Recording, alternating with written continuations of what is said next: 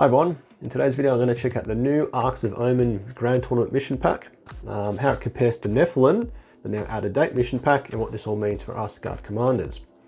I've taken plenty of super clear photos of all the relevant pages from the book in case you haven't got your hands on a copy yet. So kicking off army list building rules, the most important thing to call out is that the Arks of Omen detachment is now a compulsory inclusion if you do want to take part in this mission pack here.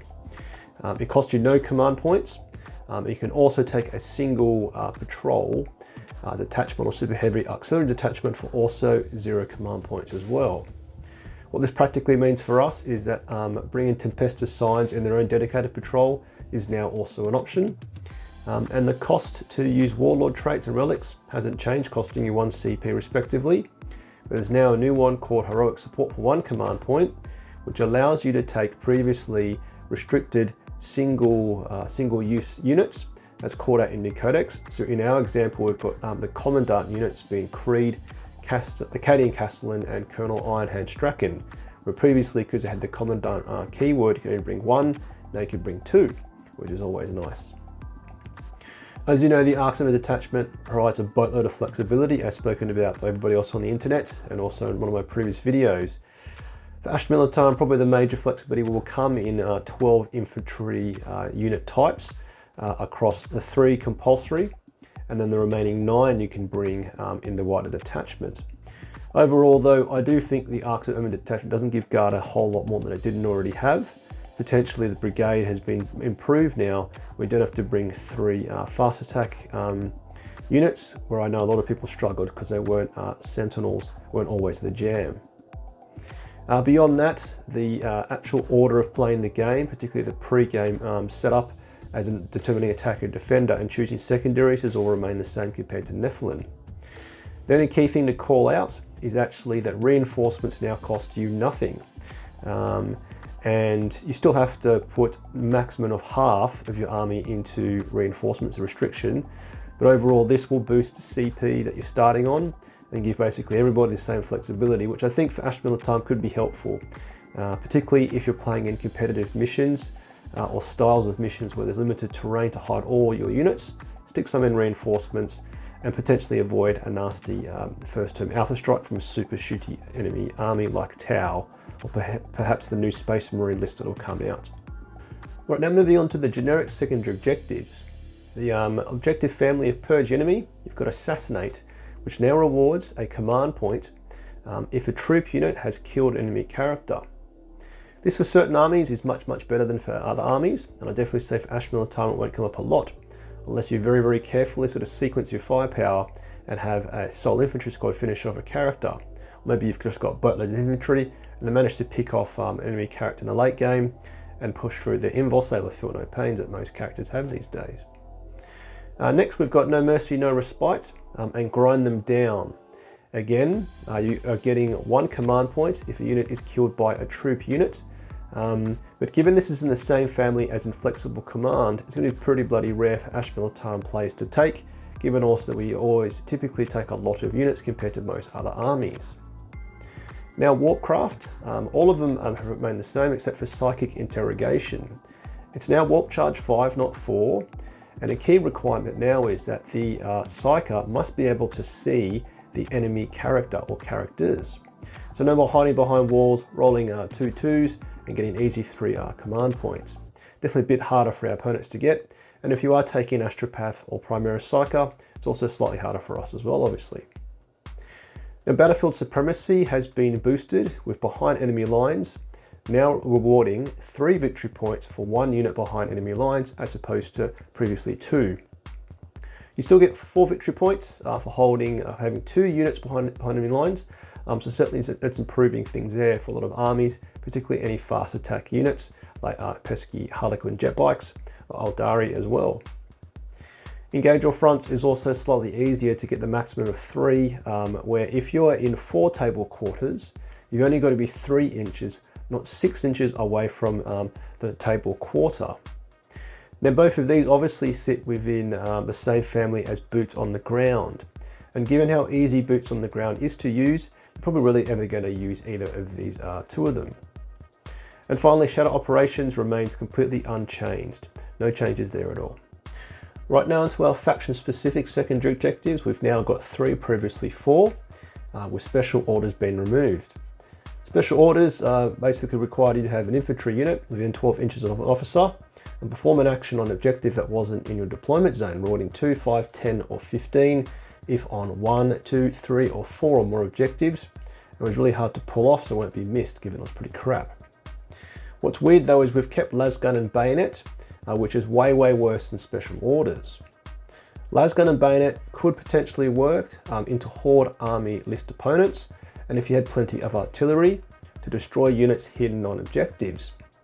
But given the majority of our serious artillery units like Basilisks and Manticores are now hitting on 5s, this secondary is truly trash now.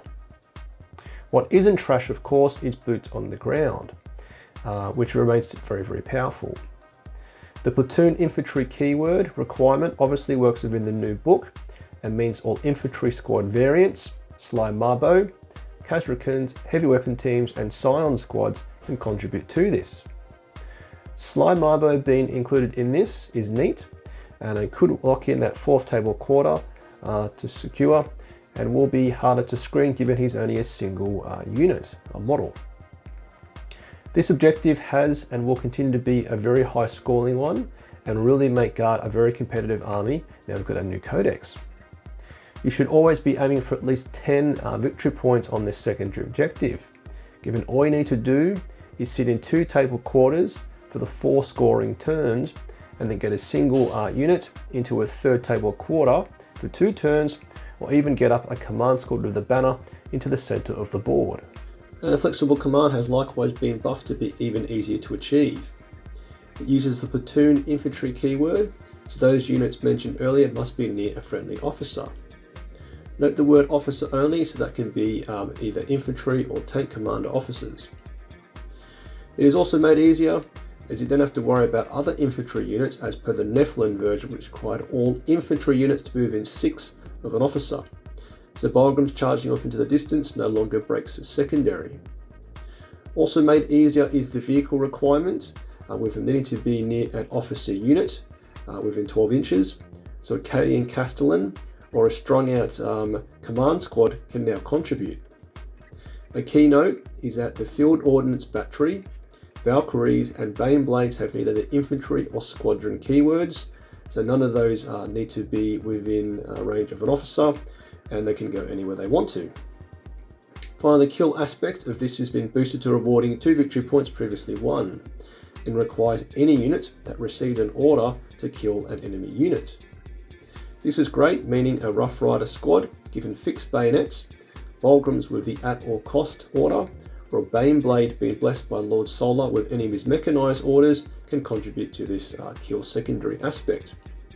This now takes this secondary from being an often 15 victory points to a near guaranteed 15 victory points. So say in the context of the new Guard Codex, Arks of Omen is looking pretty good for us Guard commanders. Boots on the ground and inflexible command, as said earlier, should be giving you at least 25 victory points per game, so a very strong foundation to playing competitively.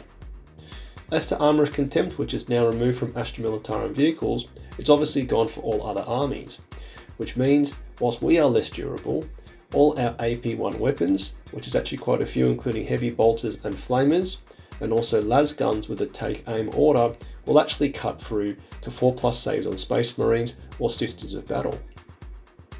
Looking more broadly at other armies, as I've said in a previous video, I think it's going to be a year of Space Marines in 2023.